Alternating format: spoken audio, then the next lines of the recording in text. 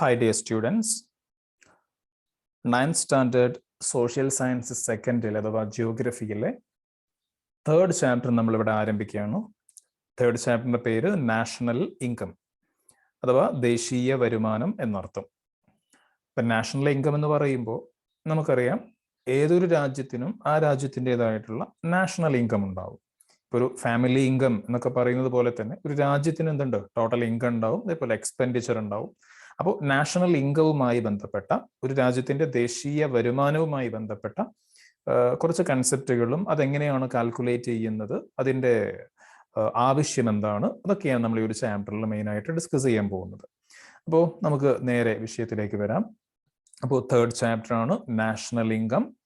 അപ്പോൾ ഏറ്റവും ആദ്യം നിങ്ങൾക്ക് കാണാം ഇവിടെ കുറച്ച് ന്യൂസ് ഹെഡ്ലൈൻസ് കൊടുത്തിട്ടുണ്ട്. ആ ന്യൂസ് ഹെഡ്ലൈൻസ് വായിച്ചുകൊണ്ടാണ് നമ്മളിവിടെ ക്ലാസ് സ്റ്റാർട്ട് ചെയ്യുന്നത്.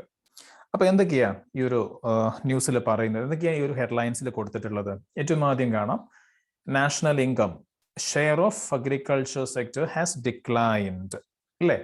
അതായത് നാഷണൽ ഇൻകത്തിലേക്ക് അഗ്രികൾച്ചറൽ സെക്ടറിന്റെ ഷെയർ വല്ലാണ്ട് ഡിക്ലൈൻ ചെയ്തു എന്നാണ് പറയുന്നത്. കാർഷിക മേഖലയിൽ നിന്നുള്ള കോൺട്രിബ്യൂഷന് എന്തായി, കുറഞ്ഞു. നാഷണൽ ഇൻകത്തിലേക്ക് കാർഷിക രംഗത്തു നിന്നുള്ള കോൺട്രിബ്യൂഷൻ കുറഞ്ഞു. അതേപോലെ മറ്റൊന്ന് കാണാം, industrial growth inevitable for increase in national income. എന്താ പറയുന്നത്? Industrial growth inevitable for increase in national income. അതായത് നാഷണൽ ഇൻകം ഇൻക്രീസ് ചെയ്യണമെങ്കിൽ എന്ത് അത്യാവശ്യമാണ്? ഇൻഡസ്ട്രിയൽ ഗ്രോത്ത് അത്യാവശ്യമാണ്. അതായത് ഈ വ്യവസായ മേഖല ഉണ്ടല്ലോ, വ്യവസായ മേഖല പുരോഗതി കൈവരിച്ചെങ്കിൽ മാത്രമേ, ഇൻഡസ്ട്രിയൽ സെക്ടറിൽ ഗ്രോത്ത് ഉണ്ടായെങ്കിൽ മാത്രമേ എന്തുണ്ടാവുള്ളൂ, നാഷണൽ ഇൻകം ഇൻക്രീസ് ചെയ്യുള്ളൂ എന്നാ പറയുന്നത്. അതേപോലെ third one, national income service sector continues to be biggest contributor. അതായത് ദേശീയ വരുമാനത്തിലേക്ക്, നാഷണൽ ഇൻകത്തിലേക്ക് ഏറ്റവും കൂടുതൽ കോൺട്രിബ്യൂട്ട് ചെയ്യുന്നത് ആരാണ്? സർവീസ് സെക്ടർ ആണ്, അഥവാ സേവന മേഖലയാണ്. ഓക്കെ, അപ്പൊ അങ്ങനെയുള്ള മൂന്ന് ന്യൂസ് ഹെഡ്ലൈൻസ് ആണ് നമ്മളിപ്പോൾ ഇവിടെ വായിച്ചത്. Given above are some news headlines related to national income. National ഇൻകവുമായി ബന്ധപ്പെട്ട കുറച്ച് ന്യൂസ് ഹെഡ്ലൈൻസ് ആണ് നമ്മൾ വായിച്ചത്. നാഷണൽ ഇൻകം ഇൻഡിക്കേറ്റ്സ്, ശ്രദ്ധിക്കുക, national income indicates the economic condition of a country. നമുക്ക് യാതൊരു ഡൗട്ടും കൂടാണ്ട് പറയാൻ പറ്റും, അല്ലെ? അതായത് ഒരു രാജ്യത്തിന്റെ നാഷണൽ ഇൻകം നമ്മൾ മനസ്സിലാക്കുകയാണെങ്കിൽ അതിൽ നിന്ന് നമുക്ക് എന്തൊക്കെ കാര്യങ്ങൾ തിരിച്ചറിയാൻ പറ്റും? ആ രാജ്യം ഫിനാൻഷ്യലി സൗണ്ട് ആണോ, അല്ലെങ്കിൽ മീൻസ് ഫിറ്റ് ആണോ, അതായത് നല്ല സാമ്പത്തിക ശേഷിയുള്ള രാജ്യമാണോ, അല്ലെങ്കിൽ ലോവർ ഡെവലപ്മെന്റ് ഉള്ള രാജ്യമാണോ, ഒക്കെ നമുക്ക് ആ ഒരു നാഷണൽ ഇൻകം കാണുമ്പോൾ മനസ്സിലാവും. ഒരു വ്യക്തിയുടെ സാലറി എത്രയെന്ന് പറഞ്ഞാൽ അയാളുടെ ഒരു ലൈഫ് സ്റ്റൈല്, അയാളുടെ ഒരു മൊത്തത്തിലുള്ള ഒരു സിറ്റുവേഷൻ നമുക്ക് മനസ്സിലാവുമല്ലോ. അതേപോലെ തന്നെ ഒരു നാഷണൽ ഇൻകം നമുക്ക് കിട്ടിയാൽ ആ ഒരു രാജ്യത്തിന്റെ മൊത്തത്തിലുള്ളൊരു ഡെവലപ്മെന്റും കാര്യങ്ങളൊക്കെ നമുക്ക് ഏകദേശം മനസ്സിലാവും. So national income indicates the economic condition of a country, അല്ലെ? ഒരു രാജ്യത്തിന്റെ ഇക്കണോമിക് കണ്ടീഷൻ, സാമ്പത്തിക സ്ഥിതിയെ കൃത്യമായിട്ട് ഈ ഒരു ദേശീയ വരുമാനത്തിലൂടെ നമുക്ക് മനസ്സിലാക്കാൻ പറ്റും. എ ഹയർ നാഷണൽ ഇൻകം, നമ്മൾ പറഞ്ഞ കാര്യമാണ്, A higher national income implies economic progress of a country.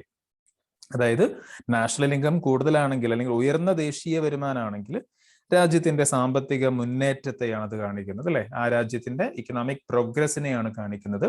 So let's analyse in detail the important concepts related to national income and how it is calculated in India. അപ്പൊ നമ്മൾ ഇവിടെ നോക്കാൻ പോകുന്നത് എന്താണ്? Let's analyse in detail the important concepts related to national income and how it is calculated in India. അപ്പൊ നാഷണൽ ഇൻകവുമായി ബന്ധപ്പെട്ട കുറച്ച് കൺസെപ്റ്റുകളും ഇന്ത്യയിൽ എങ്ങനെയാണോ നാഷണൽ ഇൻകം കാൽക്കുലേറ്റ് ചെയ്യുന്നത് എന്നുള്ള കാര്യമാണ് നമ്മൾ ഈ ഒരു ചാപ്റ്ററിൽ മെയിൻ ആയിട്ട് ഫോക്കസ് ചെയ്യുന്നത്. അപ്പൊ ഏറ്റവും ആദ്യം നമ്മൾ വിഷയത്തിലേക്ക് വരാണ്. നാഷണൽ ഇൻകം, ദേശീയ വരുമാനം. ശ്രദ്ധിക്കുക, in the previous classes we have learned about the income of individuals and families as well as the source of their income. ചെറിയ ക്ലാസ്സുകളിലൊക്കെ, UP ക്ലാസ്സുകളിൽ തന്നെ നിങ്ങൾ പഠിച്ചിട്ടുണ്ടാവും. അതായത് ഇൻഡിവിജ്വൽസിന്റെ ഇൻകം, അതേപോലെ ഫാമിലീസിന്റെ ഇൻകം, ഫാമിലി ഇൻകം, അല്ലെ? അതൊക്കെ അതിനെ പറ്റിയൊക്കെ നമ്മൾ പഠിച്ചിട്ടുണ്ട്. അതേപോലെ ഈ ഒരു ഇൻകത്തിന്റെ ഡിഫറെന്റ് സോഴ്സസ്, അതൊക്കെ നമ്മൾ അതിനെ പറ്റിയൊക്കെ ചെറിയൊരു ധാരണ നമ്മൾ ചെറിയ ക്ലാസ്സിൽ ഉണ്ടാക്കിയിട്ടുണ്ട്. Then the amount of income earned by the members of a family through different sources during a year is the annual income of that family. ഇതും നിങ്ങൾ ചെറിയ ക്ലാസ്സിലൊക്കെ പഠിച്ചതാണ്. ഒന്നുകൂടി നോക്കാം. എന്താണ് ഫാമിലി ഇൻകം അല്ലെങ്കിൽ ഇൻകം ഓഫ് എ ഫാമിലി എന്ന് പറയുന്ന സംഭവം എന്താണ്? The amount of income earned by the members of a family through different sources during a year is the annual income of that family. അതിന്റെ അർത്ഥം നമുക്ക് നോക്കാം. ഒരു ഫാമിലിയിലുള്ള മെമ്പേഴ്സ്, ഒരു കുടുംബത്തിലുള്ള അംഗങ്ങൾ പല മാർഗങ്ങളിലൂടെ ഒരു വർഷത്തിനുള്ളിൽ സമ്പാദിക്കുന്ന ആകെ വരുമാനമാണ് ആ കുടുംബത്തിന്റെ, ആ ഫാമിലിയുടെ എന്ത് ഇൻകം അല്ലെങ്കിൽ ഫാമിലി ഇൻകം എന്ന് പറയുന്നത്, അല്ലെ? Amount of income earned by the members of a family. ഒരു കുടുംബത്തിലുള്ള മെമ്പേഴ്സ്, ജോലി ചെയ്യുന്ന ഒരുപാട് ആൾക്കാരുണ്ടെങ്കിൽ ആരൊക്കെയാണോ അവരെല്ലാം കൂടി സമ്പാദിക്കുന്ന പൈസയാണ്, പണമാണ്. ത്രൂ ഡിഫറെന്റ് സോഴ്സസ്, പല പല മാർഗങ്ങളിലൂടെ. ചിലപ്പോൾ ഗവൺമെന്റ് ജോലി ആയിരിക്കും, ചിലപ്പോൾ പ്രൈവറ്റ് ജോലി ആയിരിക്കും, ചിലർക്ക് എന്തായിരിക്കും കൃഷി ആയിരിക്കാം, ചിലപ്പോൾ ബിസിനസ് ആയിരിക്കാം. അപ്പൊ എങ്ങനെയാണെങ്കിലും ഇങ്ങനെയുള്ള ഡിഫറെന്റ് സോഴ്സസിലൂടെ അവർ ആകെ ഏൺ ചെയ്യുന്ന എമൗണ്ട് ആണ് ഡ്യൂറിങ് എ ഇയർ, ഒരു വർഷം കൊണ്ട്, അല്ലെ, is the annual income of that family. അപ്പൊ അതാണ് ആ ഒരു ഫാമിലിയുടെ ആനുവൽ ഇൻകം എന്ന് പറയുന്നത്. ഒരു കുടുംബത്തിലെ എല്ലാ മെമ്പേഴ്സും കൂടെ ഒരു വർഷത്തിനുള്ളിൽ സമ്പാദിക്കുന്ന ആകെ വരുമാനത്തെയാണ് നമ്മൾ ആ കുടുംബത്തിന്റെ വാർഷിക വരുമാനം, annual income of that family എന്ന് നമ്മൾ പറയുന്നത്. ലൈക്ക് വൈസ്, അതേപോലെ അപ്പൊ നമുക്ക് അവിടെ അണ്ടർലൈൻ ചെയ്യേണ്ടത് എന്തല്ല, ഇവിടെ ഇപ്പം നമ്മൾ ചെയ്തിട്ടുള്ള കാര്യമല്ല, ഇനി പറയാൻ പോകുന്ന കാര്യമാണ്. ഓക്കെ, ശ്രദ്ധിക്കുക.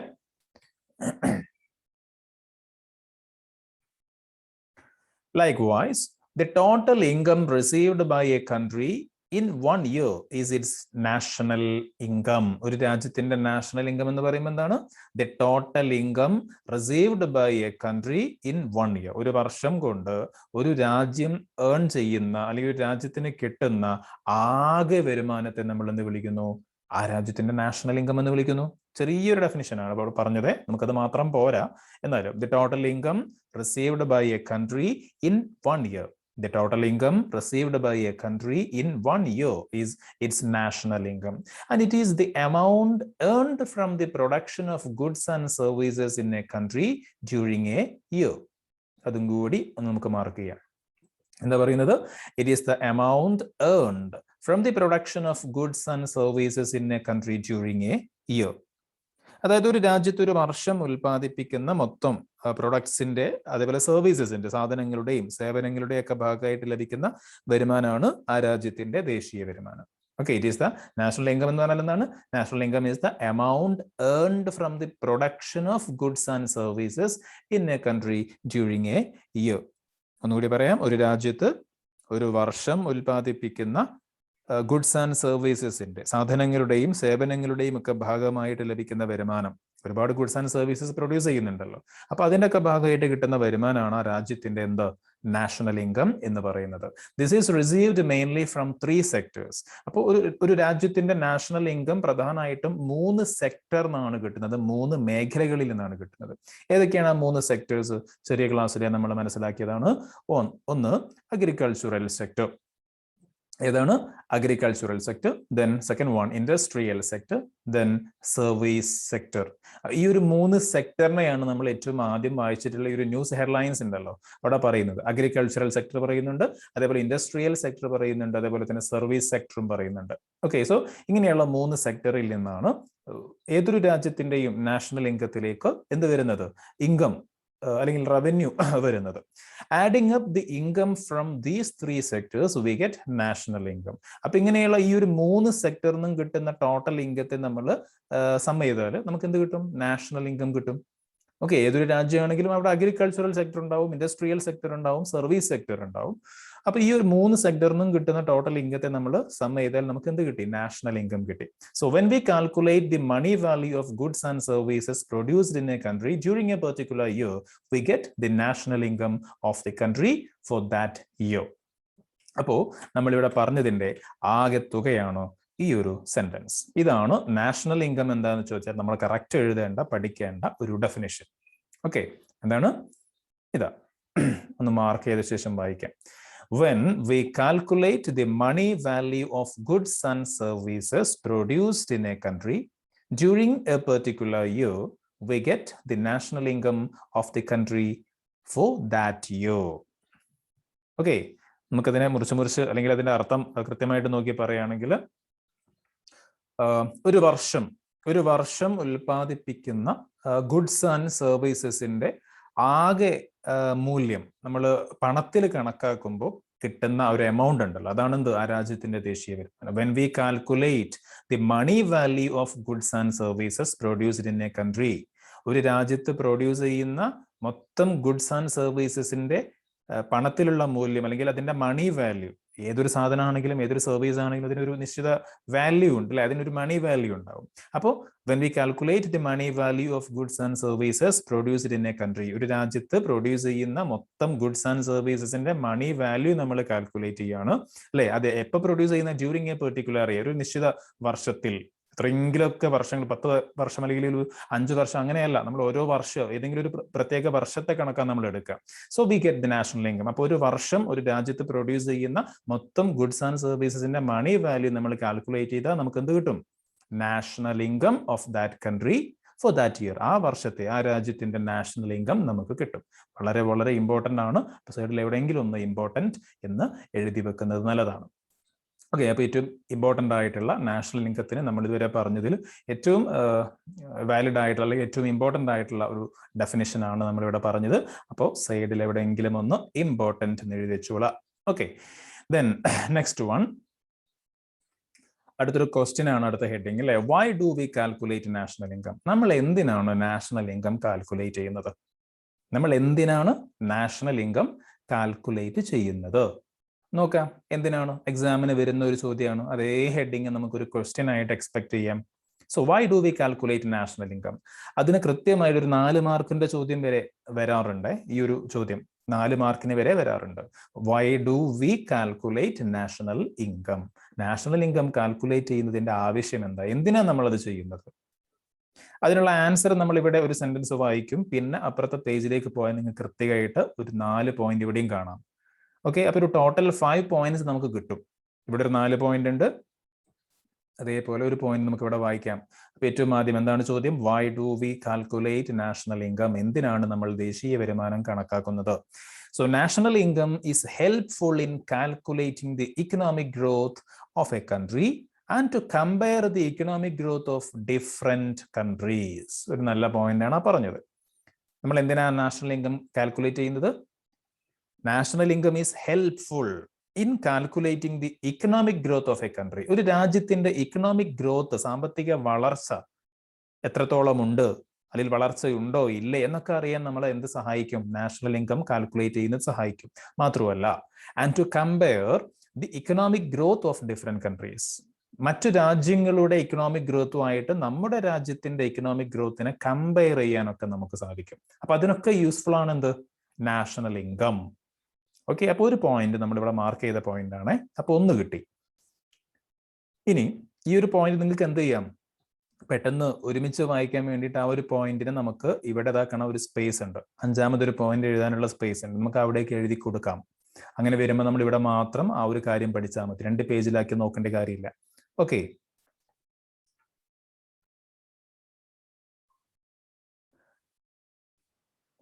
അപ്പോൾ ആ ഒരു സെന്റൻസ് നമ്മൾ നോക്കി.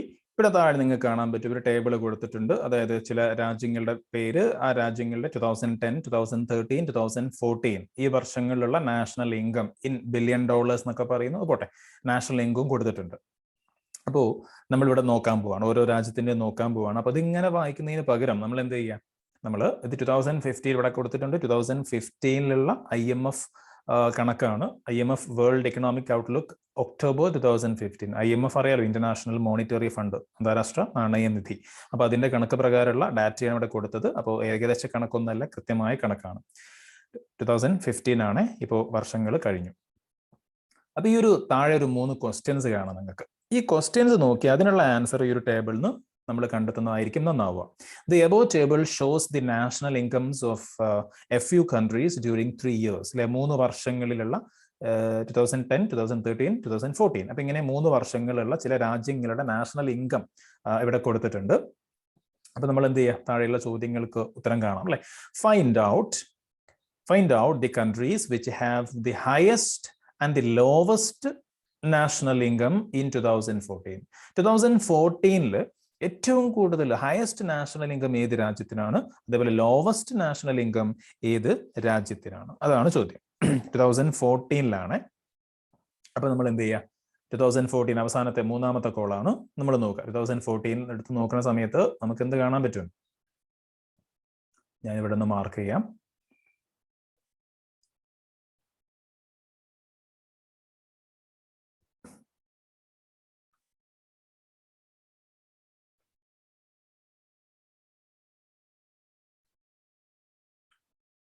ഓക്കെ, അപ്പോൾ 2014 ആണ് ചോദിക്കുന്നത് അല്ലെ? 2014 ആണ് ചോദിക്കുന്നത്. അപ്പൊ ഹയസ്റ്റ് ഏതാണ്? യാതൊരു ഡൗട്ടും കൂടാണ്ട് നമുക്ക് ഹയസ്റ്റ് പെട്ടെന്ന് തന്നെ പറയാൻ പറ്റും. കാരണം ഇവിടെയുള്ള ഓരോ ഫിഗേഴ്സും നമ്മൾ നോക്കുമ്പോൾ ഏറ്റവും കൂടുതൽ കാണുന്നത് ഏതാ? USA നേരെയുള്ള അല്ലെ? അതാണ് നമ്മൾ കാണുന്നത്. ആണല്ലോ, യാതൊരു ഡൗട്ടും ഇല്ലല്ലോ. ഓക്കെ, അപ്പോൾ ആൻസർ ഹയസ്റ്റ് നാഷണൽ ഇൻകം എന്ന് പറയുന്നത് എവിടെയാണ്? ഹയസ്റ്റ് നാഷണൽ ഇൻകം ഏത് രാജ്യത്തിനാണ്? അത് USA ആണെന്ന് നമുക്ക് കിട്ടി. ഇനി അതേപോലെ തന്നെ എന്തും കൂടി നമുക്ക് വേണം? ലോവസ്റ്റ് നാഷണൽ ഇൻകം വേണം അല്ലെ? ലോവസ്റ്റ് ഏതാ വരുന്നത്? നമ്മൾ എന്ത് ചെയ്യുക? ഓരോ ചൈന, ജപ്പാൻ അങ്ങനെ ഓരോന്ന് നമ്മൾ ഇങ്ങനെ നോക്കി പോണ സമയത്ത് നമുക്ക് മനസ്സിലാവും ലോവസ്റ്റ് വരുന്നത് ഏറ്റവും താഴെ ബ്രസീലാണ് എന്ന് മനസ്സിലാവും. ഏതാ രാജ്യം? ബ്രസീലാണ് ലോവസ്റ്റ് നാഷണൽ ഇൻകം 2014 നമ്മൾ ഈ ഒരു കണക്ക് പ്രകാരം കാണും. ബാക്കിയൊക്കെ അതിന്റെ മുകളിലാണ്. അപ്പൊ അതും കിട്ടി, ലോവസ്റ്റും കിട്ടി. ലോവസ്റ്റ് ഏതാണ്? ലോവസ്റ്റ് ബ്രസീലാണ് അല്ലെ? Okay, Brazil. ഓക്കെ, അപ്പോൾ ഹയസ്റ്റ് നാഷണൽ ഇൻകം ഇൻ 2014 ഏതാണ്? USA. ലോവസ്റ്റ് ഏതാണ്? ബ്രസീലുമാണ്. അപ്പോൾ ഒന്നാമത്തെ ഇതിന്റെ ആൻസർ നമുക്ക് കിട്ടിക്കഴിഞ്ഞു. ഇനി രണ്ടാമത്തെ ക്വസ്റ്റ്യൻ. എന്താ രണ്ടാമത്തെ question? Compared to 2000 okay, compared to 2013, which countries have achieved economic growth in 2014? 2013 compare ചെയ്ത് നോക്കുന്ന സമയത്ത് 2014 എത്തിയപ്പോൾ ഏതൊക്കെ രാജ്യങ്ങൾക്കാണ് ഇക്കണോമിക് ഗ്രോത്ത് ഉണ്ടായത്? ഓക്കെ, 2013 14 ആണ് പറയുന്നത്. അപ്പൊ 2013 2014 എത്തിയപ്പോൾ ഏതൊക്കെ രാജ്യങ്ങൾക്ക് ഗ്രോത്ത് ഉണ്ടായി എന്നാണ് ചോദിക്കുന്നത്. അതെങ്ങനെയാ മനസ്സിലാക്കുക? ഒരു ബുദ്ധിമുട്ടും ഇല്ല. നമ്മൾ ഓരോ രാജ്യത്തിന്റെയും 2013 അതേപോലെ 2014 ആ ഒരു കണക്ക് നമ്മൾ നോക്കിയാൽ മതി അല്ലെ? ഏതാണോ കൂടുന്നത് അവര് ഇക്കണോമിക് ഗ്രോത്ത് ഉണ്ടായി എന്ന് പറയാലോ, യാതൊരു ഡൗട്ടും കൂടാണ്ടെന്ന് പറയാൻ പറ്റും. അപ്പൊ നമുക്ക് ഓരോ രാജ്യങ്ങളായിട്ട് നോക്കാം. അപ്പൊ USA ഒരു സംശയവും വേണ്ട, നമ്മൾ പറഞ്ഞു എന്താണ് ഗ്രോത്ത് ഉണ്ട് അല്ലെ? അപ്പൊ USA ഗ്രോത്ത് ഉണ്ട്. നമ്മളിതാ ഈ ഒരു ഡാറ്റ നോക്കുക, ഈ ഒരു ഡാറ്റ നോക്കുക. അപ്പൊ എന്താ 2014 ആയപ്പോ അവിടെ എന്തുണ്ട്? അവിടെ പിന്നെ ഗ്രോത്ത് ഉണ്ട് അല്ലെ? അപ്പൊ ഗ്രോത്ത് ഉള്ളത് നമുക്ക് ജസ്റ്റ് ഒന്ന് പ്ലസ് എന്ന് എഴുതാം. ഓക്കെ, അപ്പൊ ഏതാണ്? USA. ഇനി ചൈന നോക്കുകയാണെങ്കിൽ 10,000 സംതിങ് ഉള്ളത് എത്രയായി?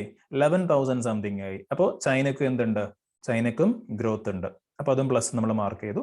ഇനി ജപ്പാനെ നോക്കുകയാണെങ്കിൽ ജപ്പാനെ നോക്കുന്ന സമയത്ത് നമുക്ക് മനസ്സിലാവും അവിടെ എന്തില്ല? 4,600 സംതിങ് ഉള്ളത് 2014 ആയപ്പോ എന്തായി? 4,116 ആയി മാറി. അപ്പൊ ഗ്രോത്ത് അവിടെ കൂടിയിട്ടില്ല, അവിടെ ഗ്രോത്ത് കുറഞ്ഞിക്കാണ് അല്ലെ? അപ്പൊ അവിടെ നമുക്ക് മൈനസ് കൊടുക്കാം. ഓക്കെ, പെട്ടെന്ന് മനസ്സിലാവാൻ വേണ്ടിയിട്ടാണ് പ്ലസും മൈനസും കൊടുക്കുന്നത്. ഇനി ജർമ്മനിയെ നമ്മൾ നോക്കുകയാണെങ്കിൽ 3,874 2013 എന്നാൽ 2014 ആയപ്പോൾ അവിടെ എന്തായി? വീണ്ടും അവിടെ കുറഞ്ഞിക്കുകയാണ്. അപ്പൊ അവിടെ ജർമ്മനിക്കും എന്താണ്? ഗ്രോത്ത് ഇല്ല അല്ലേ? അവിടെ നമ്മൾ മൈനസ് കൊടുക്കുക. ഇനി UK, യുണൈറ്റഡ് കിങ്ഡം അല്ലെങ്കിൽ ബ്രിട്ടൻ എന്ന് പറയുന്ന രാജ്യം, അവിടെ എന്താ സംഭവം? 2,950 ഉണ്ടായിരുന്നത് 2014 ആയപ്പോൾ എന്തായി? 2,864 ആയി കുറയാണ് ചെയ്തത്. അപ്പൊ അവിടെയും ഗ്രോത്ത് ഇല്ല. ഇനി ഫ്രാൻസ് നോക്കുകയാണെങ്കിലോ, ഫ്രാൻസിലും അതേപോലെ തന്നെ എന്താണ്? 2014 കുറയാണ് ചെയ്തത്. അപ്പൊ അവർക്കും ഗ്രോത്ത് ഇല്ല. ഇനി നമ്മുടെ രാജ്യം ഇന്ത്യയെ നോക്കുമ്പോൾ 2013 എത്രയാ? 2051 ആണ്. എന്നാൽ 2014 ആയപ്പോഴോ 2182 അല്ലേ? അതായത് എന്തുണ്ട്? ഗ്രോത്ത് ഉണ്ട്. ഓക്കെ, അപ്പൊ അവിടെ പ്ലസ് കൊടുക്കുക. അപ്പൊ ഇന്ത്യന്റെ നേരെ പ്ലസ് കൊടുക്കുക. ഇനിയുള്ളത് ഇറ്റലിയാണ്. ഇറ്റലി നമ്മൾ നോക്കുമ്പോൾ ഇവിടെ കാണാം 2147 ഉള്ളത് 2014 ആയപ്പോൾ വല്ലാണ്ട് കുറയാ ചെയ്തത്. അപ്പോൾ ഇറ്റലിക്കും എന്തില്ല? ഗ്രോത്ത് ഇല്ല. ഇനി ബ്രസീൽ നോക്കുമ്പോൾ ബ്രസീൽ നോക്കുന്ന സമയത്ത് ബ്രസീലും അതേപോലെ തന്നെ 2,300 ഉള്ളത് 1,799 ആയിട്ട് കുറയാണ് ചെയ്തത്. അപ്പൊ എന്തില്ല? ബ്രസീലിനും അവിടെ ഗ്രോത്ത് ഇല്ല. അപ്പൊ നമ്മൾ ഈ പ്ലസ് ചെയ്ത് നോക്കുകയാണെങ്കിൽ ആകെ 3 രാജ്യങ്ങൾ മാത്രമേ ഉള്ളൂ അല്ലെ? So compared to 2013, which countries have achieved economic growth in 2014? ഏതൊക്കെ രാജ്യങ്ങളാണ് അച്ചീവ് ചെയ്തത്? ആകെ 3 രാജ്യങ്ങളേ ഉള്ളൂ. ഒന്ന് USA, മറ്റൊന്ന് ചൈന, മറ്റൊന്ന് നമ്മുടെ സ്വന്തം India. Okay, USA, China, India. അപ്പൊ അതിന്റെ ആൻസറും കിട്ടി. ഇനി മൂന്നാമത്തെ ക്വസ്റ്റ്യൻ ആൻസർ ഓൾറെഡി നമ്മൾ പറഞ്ഞു കഴിഞ്ഞു. അതായത് മൂന്നാമത്തെ ക്വസ്റ്റ്യന് 2013 വെച്ച് നോക്കുമ്പോൾ 2014 ഗ്രോത്ത് കുറഞ്ഞത് ഏതൊക്കെ രാജ്യങ്ങൾക്കാണെന്നാണ്. നമ്മളിവിടെ മൈനസ് ഇട്ട രാജ്യങ്ങളാണ് മൂന്നാമത്തെ ചോദ്യത്തിന്റെ ആൻസർ. ഓക്കെ, എന്താണ് മൂന്നാമത്തെ ചോദ്യം എന്ന് ശരിക്കും വായിക്കാം.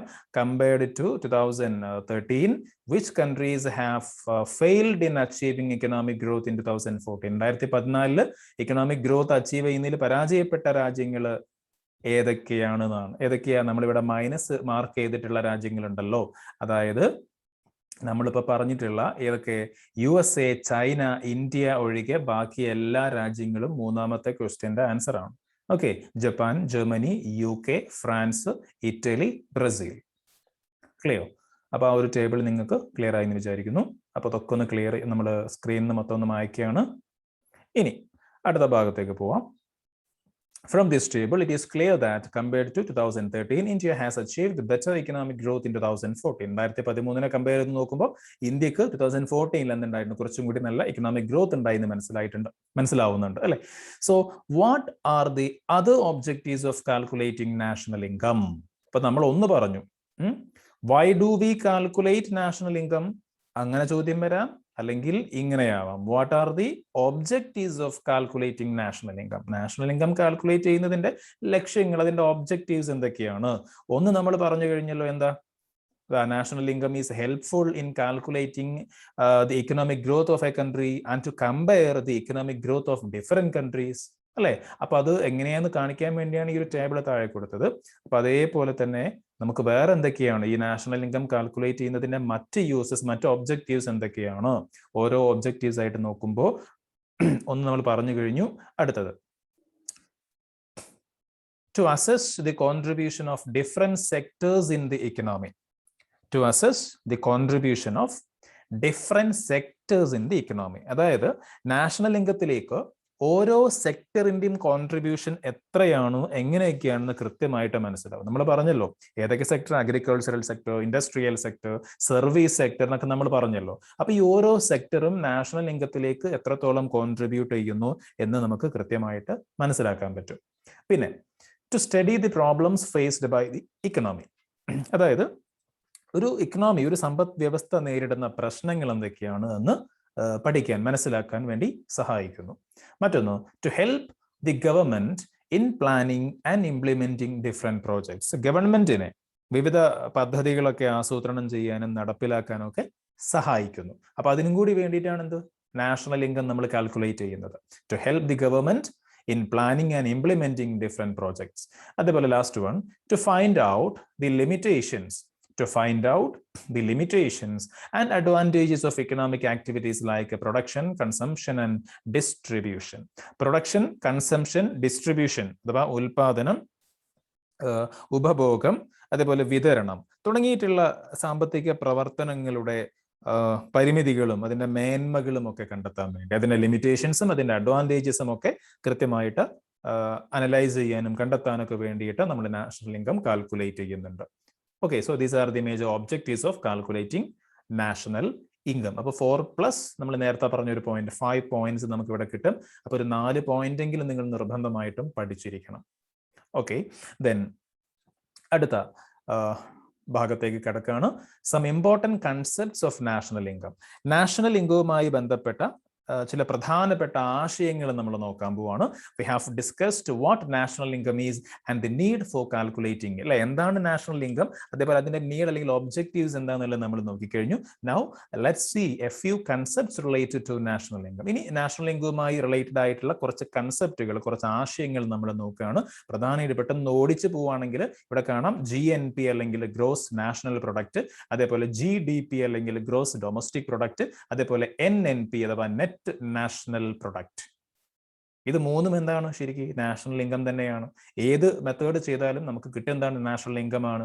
ഓക്കെ, അപ്പൊ അതിലെ ഈ ഒരു GNP മാത്രം നമുക്ക് ഇന്നത്തെ ക്ലാസ്സിൽ പറയാം, ബാക്കി രണ്ടും അടുത്ത ക്ലാസ്സിലേക്ക് മാറ്റിവെക്കാം. സോ ഗ്രോസ് നാഷണൽ പ്രൊഡക്റ്റ് അല്ലെങ്കിൽ GNP, മാറിപ്പോരുത്, തെറ്റിപ്പോരുത്. എന്താണ് GNP? ഗ്രോസ് നാഷണൽ പ്രൊഡക്റ്റ് ആണ്. മൊത്ത ദേശീയ ഉൽപ്പന്നം എന്ന് മലയാളത്തിൽ പറയാം. മൊത്ത ദേശീയ ഉൽപ്പന്നം, ഗ്രോസ് നാഷണൽ പ്രൊഡക്റ്റ്. അത് പെട്ടെന്ന് നോക്കാം. Gross national product is an important concept of national income. National ഇൻകത്തിന്റെ ഒരു പ്രധാന, അല്ലെങ്കിൽ നാഷണൽ ഇൻകവുമായി, ദേശീയ വരുമാനവുമായി ബന്ധപ്പെട്ട ഒരു പ്രധാനപ്പെട്ട ആശയമാണ് ഇത് ഈ GNP എന്ന് പറയുന്നത്. It is calculated on the basis of the final goods and services produced in a country. ഈ GNP നമ്മൾ എങ്ങനെയാണ് കാൽക്കുലേറ്റ് ചെയ്യുന്നത്? ഒരു രാജ്യത്ത് പ്രൊഡ്യൂസ് ചെയ്യുന്ന ഫൈനൽ ഗുഡ്സ് ആൻഡ് സർവീസസിന്റെ അടിസ്ഥാനത്തിലാണ് നമ്മൾ കാൽക്കുലേറ്റ് ചെയ്യുന്നത്. ഒരു രാജ്യത്ത് ഉൽപ്പാദിപ്പിക്കുന്ന ഫൈനൽ ഗുഡ്സ് ആൻഡ് സർവീസസ്, അന്തിമ ഉൽപ്പന്നങ്ങളുടെയും സേവനങ്ങളുടെയും അടിസ്ഥാനത്തിലാണ് നമ്മൾ ഈ ഒരു ഗ്രോസ് നാഷണൽ പ്രൊഡക്റ്റ് GNP നമ്മൾ കണക്കാക്കുന്നത്. അപ്പൊ എന്താ ഈ ഒരു ഫൈനൽ ഗുഡ്സ് എന്ന് പറയുമ്പോൾ ഒരു ഡൗട്ട് ഉണ്ടാവും അല്ലെ, എന്താ ഈ ഫൈനൽ ഗുഡ്സ് ആൻഡ് സർവീസസ്? അടുത്ത സെന്റൻസിൽ ക്ലിയർ ആക്കുന്നുണ്ട്. The products that are available for consumption are called final product. നമുക്ക് കൺസ്യൂം ചെയ്യാൻ പാകത്തിലായിട്ടുള്ള, നമുക്ക് ഉപഭോഗത്തിനായി ലഭ്യമാകുന്ന ഉൽപ്പന്നമാണ് അന്തിമ ഉൽപ്പന്നം. അതിന്റെ എല്ലാ പ്രോസസ്സിങ്ങും കഴിഞ്ഞ് നമുക്ക് ഒരു കൺസ്യൂമർക്ക് കൺസ്യൂം ചെയ്യാൻ പാകത്തിൽ ആ ഒരു പ്രൊഡക്റ്റ് ആയി കഴിഞ്ഞാൽ അങ്ങനത്തെ ഫൈനൽ പ്രൊഡക്റ്റുകളെ നമ്മൾ എന്ത് വിളിക്കുന്നത്? ഫൈനൽ പ്രൊഡക്റ്റ് എന്ന് വിളിക്കുന്നത്. എക്സാമ്പിൾ പറഞ്ഞാൽ നിങ്ങൾക്ക് ഒന്നുകൂടി ക്ലിയർ ആവും. എന്താ എക്സാമ്പിൾ? ഇവിടെ കാണാം. For example, we manufacture shirts using raw materials such as cloth, thread and buttons. Here the shirt is the final product for consumption. അല്ലേ, നമ്മളൊരു ഷർട്ട്, നമ്മളൊക്കെ ധരിക്കുന്ന ഒരു വസ്ത്രം, ഒരു കുപ്പായം അല്ലെങ്കിൽ ഒരു ഷർട്ട്, അതിന്റെ കാര്യം നമ്മൾ നോക്കുകയാണെങ്കിൽ ആ ഒരു ഷർട്ട് ഉണ്ടാക്കുന്നത് എങ്ങനെയാണ്? ഒരുപാട് റോ മെറ്റീരിയൽസ് അസംബിൾ ചെയ്തുകൊണ്ടാണ് ഒരു ഷർട്ട് ഉണ്ടാക്കുന്നത് അല്ലെ. നമുക്ക് തുണി വേണം, നൂല് വേണം, ബട്ടൺസ് വേണം, കളർ വേണം, മറ്റ് സ്റ്റിക്കറോ കാര്യമൊക്കെ ഉണ്ടെങ്കിൽ അത് വേണം. ഇതെല്ലാം കൂടി അസംബിൾ, ഇങ്ങനെയുള്ള ഒരുപാട് റോ മെറ്റീരിയൽസ് അസംബിൾ ചെയ്തിട്ടാണ് നമ്മൾ കൂട്ടിച്ചേർത്ത് നമ്മൾ എന്തുണ്ടാക്കുന്നത്? ഒരു ഷർട്ട് ഉണ്ടാക്കുന്നത്. അപ്പൊ ഇവിടെ ഷർട്ട് എന്ന് പറയുന്നതാണ് ഫൈനൽ പ്രൊഡക്റ്റ്. ക്ലോത്ത് അല്ലെങ്കിൽ ത്രെഡ് അല്ലെങ്കിൽ ബട്ടൺ ഇതൊന്നല്ല, എന്തല്ല ഫൈനൽ പ്രൊഡക്റ്റ് അല്ല. ഓക്കെ, അപ്പൊ ഷർട്ടാണ് ഇവിടെ എന്ത്? Final product. ഷർട്ടാണ് നമുക്ക് കൺസംഷന് റെഡി ആയിട്ടുള്ള, റെഡി ടു കൺസംഷൻ എന്ന് പറയാൻ പറ്റുന്ന പ്രൊഡക്റ്റ് ഷർട്ടാണ്. So here the shirt is the final product for consumption. അപ്പൊ ഇനി നമുക്ക് ആദ്യത്തെ സെന്റൻസ് ഒന്ന് വായിച്ചു നോക്കാം. It is national GNP or gross national product is calculated on the basis of final goods and services produced in a country. ഒരു രാജ്യത്ത് produce ചെയ്യുന്ന ഫൈനൽ ഗുഡ്സ് ആൻഡ് സർവീസസിന്റെ ബേസിലാണ് നമ്മൾ എന്ത് കാൽക്കുലേറ്റ് ചെയ്യുന്നത്? GNP കാൽക്കുലേറ്റ് ചെയ്യുന്നത്. അപ്പൊ എന്താണ് ഫൈനൽ ഗുഡ്സ് ആൻഡ് സർവീസസ് എന്നുള്ള കാര്യം ക്ലിയർ ആണല്ലോ. ഇനി ദി മണി വാല്യൂ ഓഫ്, ഇതൊക്കെ ഞാൻ ഒന്ന് ക്ലിയർ ചെയ്യണേ. ഓക്കെ, ശ്രദ്ധിക്കുക. The money value of final products is taken into account for calculating the gross national product. ഈ ഗ്രോസ് നാഷണൽ പ്രൊഡക്റ്റ് അല്ലെങ്കിൽ മൊത്ത ദേശീയ ഉൽപ്പന്നം നമ്മൾ പറഞ്ഞു അല്ലേ. അപ്പൊ അത് കണക്കാക്കാൻ വേണ്ടിയിട്ട് നമ്മൾ എന്താ ചെയ്യുന്നത്? ഫൈനൽ ഗുഡ്സ് ആൻഡ് സർവീസസിന്റെ മണി വാല്യൂ, അതിന്റെ പണമൂല്യമാണ് നമ്മൾ കണക്കാക്കുന്നത്. ഓക്കെ, GNP കണക്കാക്കാൻ, ഗ്രോസ് നാഷണൽ പ്രൊഡക്റ്റ് അല്ലെങ്കിൽ മൊത്ത ദേശീയ ഉൽപ്പന്നം കണക്കാക്കാൻ വേണ്ടി നമ്മൾ ഇവിടെ കൺസിഡർ ചെയ്യുന്നത് അല്ലെങ്കിൽ പരിഗണിക്കുന്നത് എന്താണ്? The money value of final goods or final goods and services. ഇവിടെ പറഞ്ഞ പ്രൊഡക്റ്റ് എന്നാണ്, എങ്ങനെ പറഞ്ഞാലും കുഴപ്പമില്ല. So the money value of final product is taken into account for calculating GNP കണക്കാക്കാൻ വേണ്ടി നമ്മൾ ഡിപ്പെൻഡ് ചെയ്യുന്ന പ്രധാനപ്പെട്ട സംഗതി എന്താണ്? Money value of final products. നേരത്തെ പറഞ്ഞതുപോലെ റെഡി ടു കൺസംഷൻ എന്നുള്ള ആ ഒരു രീതിയിൽ വരുന്ന ഫൈനൽ ഗുഡ്സ് ആൻഡ് സർവീസസിന്റെ അല്ലെങ്കിൽ ഫൈനൽ പ്രൊഡക്ട്സിന്റെ മണി വാല്യൂ കണക്കാക്കിക്കൊണ്ടാണ് നമ്മൾ എന്തിലേക്ക് എത്തുന്നത്? GNP എന്ന് പറയുന്ന ഒരു കൺസെപ്റ്റിലേക്ക് അല്ലെങ്കിൽ GNP നമ്മൾ കാണുന്നത്. Okay, so while calculating the money value of the shirt, നമ്മൾ നേരത്തെ ഷർട്ടിന്റെ എക്സാമ്പിൾ പറഞ്ഞല്ലോ. അപ്പൊ ആ ഒരു ഷർട്ടിന്റെ മണി വാല്യൂ നമ്മൾ കണക്കാക്കുമ്പോൾ the value of raw materials such as buttons and clothes are included. ആ ഷർട്ടിന്റെ ആ ഒരു മണി വാല്യൂല് എന്തൊക്കെ ഉൾപ്പെട്ട് കഴിഞ്ഞു? The price or the money value of raw materials such as buttons and clothes അല്ലേ. നേരത്തെ പറഞ്ഞ ബട്ടണും ക്ലോത്തും എല്ലാം കൂടി ത്രെഡും ഒക്കെ കൂടി ചേർന്നതാണല്ലോ ആ ഒരു ഷർട്ട്. അപ്പൊ ആ ഒരു ഫൈനൽ പ്രൊഡക്റ്റ് ആയിട്ടുള്ള ഷർട്ടിന്റെ മണി വാല്യൂല് ഈ പറയുന്ന ത്രെഡിന്റെ, ക്ലോത്തിന്റെ, ബട്ടൺസിന്റെ എല്ലാത്തിന്റെയും പ്രൈസ്, എല്ലാത്തിന്റെയും വാല്യൂ ഇൻക്ലൂഡഡ് ആയി കഴിഞ്ഞു. Okay, so thus the money value of final goods and services produced is the gross national product. അപ്പൊ GNP എന്താന്ന് ചോദിച്ചാൽ ഈ ഒരു മാർക്ക് ചെയ്ത സെന്റൻസ് ആണ് നമ്മൾ ഏറ്റവും ആദ്യം പഠിക്കേണ്ടത്. എന്താണ് GNP? Gross national product. The money value of final goods and services produced is the gross national product. Okay, അതായത് മൊത്തം പ്രൊഡ്യൂസ് ചെയ്തിട്ടുള്ള ആകെ പ്രൊഡ്യൂസ് ചെയ്തിട്ടുള്ള ഫൈനൽ ഗുഡ്സ് ആൻഡ് സർവീസസിന്റെ മണി വാല്യൂ ആണ് എന്ത് ഈ GNP എന്ന് പറയുന്നത്. Okay, it is the money value of final goods and services produced. Okay, national product എന്താണ്? ഗ്രോസ് നാഷണൽ പ്രൊഡക്റ്റ് എന്താണ്? ചെറിയ സെന്റൻസ് ആണ്. Gross national product means it is the money value of final goods and services produced. Money value of final goods and services produced. Okay, ഉൽപ്പാദിപ്പിക്കപ്പെടുന്ന അന്തിമ സാധനങ്ങളുടെയും സേവനങ്ങളുടെയും ഒക്കെ പണമൂല്യമാണ് മൊത്ത ദേശീയ ഉൽപ്പന്നം എന്നടുത്ത് പറയാം. Okay, the money value of, ഞാൻ വീണ്ടും വീണ്ടും പറയുന്നത് അത്രയും ഇമ്പോർട്ടൻ്റ് ആയതുകൊണ്ടാണ്. GNP എന്ന് പറയുമ്പോൾ എന്താണ്? The money value of final goods and services produced. Okay, ഒരു രാജ്യത്ത് പ്രൊഡ്യൂസ് ചെയ്യുന്ന ഫൈനൽ ഗുഡ്സ് ആൻഡ് സർവീസസിന്റെ റെഡി ടു കൺസംഷൻ മോഡിലുള്ള ഫൈനൽ ഗുഡ്സ് ആൻഡ് സർവീസസിന്റെ മണി വാല്യൂ ആണ് GNP എന്ന് പറയുന്നത്. Okay, the GNP of a country is calculated for a particular financial year. നമ്മൾ GNP എങ്ങനെയാ കാൽക്കുലേറ്റ് ചെയ്യുക? It is calculated for a particular financial year. അതായത് ഒരു സാമ്പത്തിക വർഷം എന്നുള്ള കണക്കില്ല, ഓരോ സാമ്പത്തിക വർഷത്തിലേക്കാണ് നമ്മൾ GNP കണക്കാക്കുക. ഓരോ രാജ്യത്തിന്റെയും GNP കണക്കാക്കുക എങ്ങനെയാണ്? ഒരു സാമ്പത്തിക ഒരു ഫിനാൻഷ്യൽ ഇയർ, നമ്മൾ അക്കാഡമിക് ഇയർ എന്ന് പറയാറുണ്ടല്ലോ. ജൂൺ 1 ജൂണിൽ സ്റ്റാർട്ട് ചെയ്ത് അല്ലെ, അങ്ങനെ ഒരു അക്കാഡമിക് ഇയർ ഉണ്ടല്ലോ നമ്മുടെ സ്കൂൾ പിന്നെ ലൈക്ക് തുടങ്ങുന്ന ഒരു സമയം അല്ലെ. അപ്പൊ അതേപോലെ ഓരോ രാജ്യത്തിന് എന്തുണ്ട്? ഒരു ഫിനാൻഷ്യൽ ഇയർ ഉണ്ട്. അപ്പോൾ ഈ GNP കാൽക്കുലേറ്റ് ചെയ്യുന്നത് അങ്ങനെയുള്ള ഒരു ഫിനാൻഷ്യൽ ഇയറിലേക്കാണ്, ഒരു സാമ്പത്തിക വർഷത്തേക്കാണ്. അപ്പൊ ഏതാ ഇന്ത്യയുടെ ഫിനാൻഷ്യൽ ഇയർ? 1 മാർക്ക് ക്വസ്റ്റ്യൻ ആയിട്ട് പലപ്പോഴും വന്നിട്ടുണ്ട്. In India financial year is from 1st April to 31st March. April 1 ആരംഭിച്ച് മാർച്ച് 31 വരെ. അതാണ് എന്ത്? മാർച്ച് 31 കഴിഞ്ഞാൽ പിന്നെന്താ? അടുത്തത് ഏപ്രിൽ 1 അല്ലേ? അപ്പൊ വീണ്ടും അടുത്ത ഫിനാൻഷ്യൽ ഇയർ സ്റ്റാർട്ട് ചെയ്തു. അപ്പോൾ ആ രൂപത്തിൽ ഏപ്രിൽ 1 മുതൽ മാർച്ച് 31 വരെയാണ് ഇന്ത്യയിൽ ഫിനാൻഷ്യൽ ഇയർ ആയിട്ട് നമ്മൾ കണക്കാക്കുന്നത്. ഓരോ രാജ്യത്തും ഓരോ രീതിയിലായിരിക്കും. ഓക്കെ, അപ്പൊ അതും കൂടി പ്രത്യേകം ഒന്ന് ഓർത്തു വെക്കുക. അപ്പൊ എന്താണ് GNP എന്ന് പറയുമ്പോൾ it is the money value of final goods and services produced. Okay, gross national product, അതാണ് GNP. ഓക്കെ, അപ്പൊ ഏതായാലും ഞാൻ നേരത്തെ പറഞ്ഞു, തൽക്കാലം നമ്മൾ ഇവിടെ കൺക്ലൂഡ് ചെയ്യാണ്.